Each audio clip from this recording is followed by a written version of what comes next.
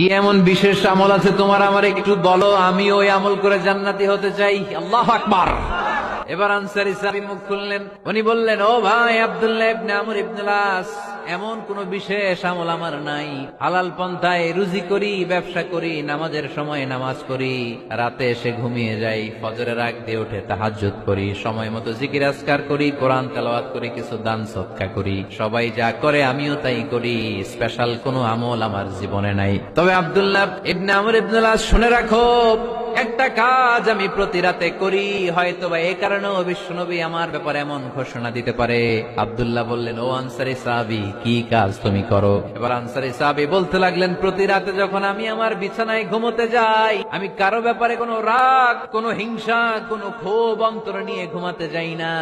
ওই দিন যার সাথে যা হয়েছে সবাই রে মাফ করে দিয়ে মিটমাট করে একটা প্রশান্ত অন্তর নিয়ে আমি বিছানা